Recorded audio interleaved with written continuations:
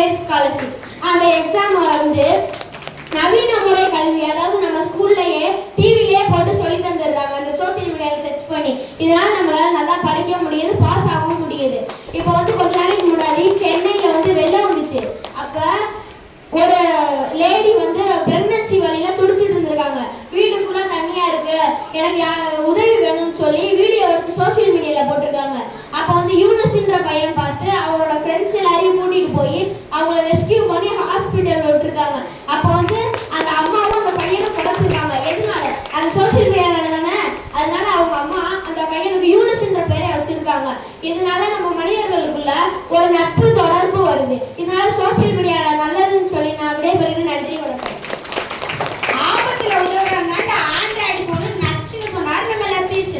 அடுத்து பெண்கள் அணியிலிருந்து தேஜஸ்வி வாங்கலாம். அனைவருக்கும் வணக்கம். உங்கள் போன்ல இருக்கக்கூடிய கேமரா உங்களுக்கே தெரியாம உங்களை கண்ட்ரோல், அதாவது உங்களை கட்டுப்படுத்துதுன்னு சொன்னா நம்ப முடியுதா? அது இங்க இருக்க எல்லாருக்குமே தெரியும். Whatever second is a foreign device. இது ஒரு வெளிப்புற கருவி. இதை நீங்க யூஸ் பண்ண உங்களுக்கே தெரியாம உங்களோட டேட்டா யாருனே தெரியாத ஒருத்தர்கிட்ட போகும். நீங்க சமூக வலைதளங்கள்ல உங்க கருத்தை முன்வைக்கிறதுக்கு முன்னாடி அது சரியானதா இல்ல தவறானதா, ஏன் முன்வைக்கிறோம்னு சொல்லி ஒரே ஒரு நிமிஷம் யோசிச்சு பார்த்து முன்வைங்க. ஏன்னா சமூக வலைதளங்கள்ல நீங்க ஆக்ரோஷத்திலும் கோபத்திலும் யாருமே நம்மள கவனிக்கலையே அப்படின்னு நினைச்சிட்டு முன்வைக்காதீங்க. பிகாஸ் வேர்ல்ட் இஸ் வாட்சிங் யூ. ஒவ்வொரு நொடியுமே உலகம் உங்களை கண்காணிச்சுட்டே இருக்கு.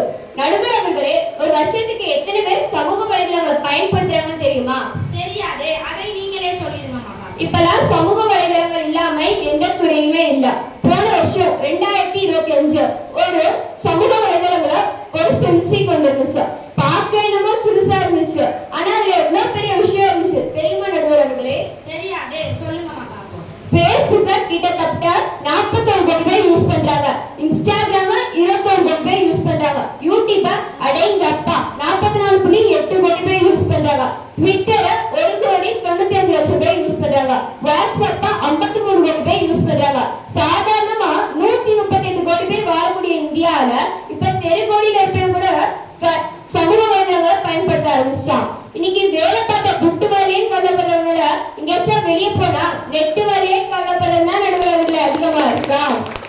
நான் இன்னைக்கு எடுத்த தலைப்புக்கு தகுந்த மாதிரி ஒரு சின்ன கதை சொல்றேன். ஒரு நாட்டுல ஒரு ராஜா இருந்தாரு. அவர் எதை தொட்டாலுமே தங்கமா மாறிடும். அந்த நாட்டு மக்கள் எல்லாருமே பேசிக்கிட்டாங்க, நம்ம ராஜா ரொம்ப செல்வமா இருப்பாரு, செழிப்பா இருப்பாரு, நம்மள நல்லா பார்த்துப்பாரு அப்படின்னு அவரை புகழ்ந்து பேச ஆரம்பிச்சாங்க.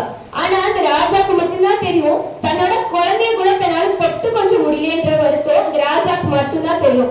இதே மாதிரிதான் சமூக வலைதளமும். சமூக வலைதளங்கள பொதுவா எல்லாருமே தன்னுடைய வாழ்க்கையில நடந்த சந்தோஷம், சாதனைகள், வெற்றிகள், சாதனைகள் இந்த மாதிரி ஒரு சில விஷயத்த பகிர்ந்துப்பாங்க. இதை பாக்குற பார்வையாளர்கள் என்ன நினைப்பாங்க? எல்லா வாழ்க்கையிலுமே சாதனை, சந்தோஷம் இதெல்லாம் இருக்கு, நம்ம வாழ்க்கையில தான் கவலைகள், சோகங்கள், துக்கங்கள், தோல்விகள் இதெல்லாமே இருக்கு அப்படின்னு பாக்குறவங்க தன்னைத்தானே தாழ்த்திப்பாங்க. நடுவர் அவர்களே, என்னோட சின்ன கவிதை மூலமா என்னோட முடிச்சுக்கிறேன்.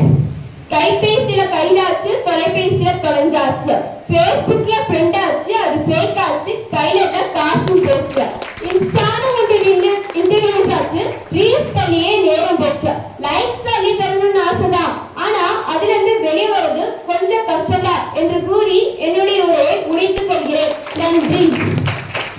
அடடா, இவங்க பேசுறதுல வாயே அடைச்சு போச்சு, என்ன சொல்றதுன்னே தெரியல. விஜயகாந்த் மாதிரி புள்ளி விவரத்தை புட்டு வச்சாங்கப்பா. கொஞ்ச நாளைக்கு முன்னாடி மகாராஷ்டிரால ஒரு சம்பவம் நடந்திருக்கு. என்னன்னா, ஒரே வீட்டுல 3 பெண் குழந்தைகள் இருந்திருக்காங்க. அவங்க 3 பேருமே அக்கா தங்கச்சி தான். அவங்க அம்மா அப்பாட்ட போய் அவங்க இன்ஸ்டாகிராம் யூஸ் பண்றதுக்காக போன் கேட்டிருக்காங்க. அவங்க அம்மா அப்பா தரமாட்டேன்னு சொன்னதுனால கோபத்துல அந்த 3 பெண்மணிகளும் 9வது மாடியில இருந்து குதிச்சு இறந்தே போயிட்டாங்க. ஒரு சமூக ஊடகம் 3 பெண்களோட வாழ்க்கையவே தொலைச்சிருச்சு. அதே மாதிரி நம்ம லத்தீஸ்வரன் சொன்ன மாதிரி ஒரு பெண் குழந்தை பறக்கிறதுக்கும் அதுதான் காரணமா இருந்திருக்கு. அதனால சமூக ஊடகங்கள் பயன்படுத்துவது தடையா துணையா அப்படின்றது பயன்படுத்துற விதத்தை பொறுத்துதான் இருக்கு. உங்களுக்கு தேவையான விஷயங்களை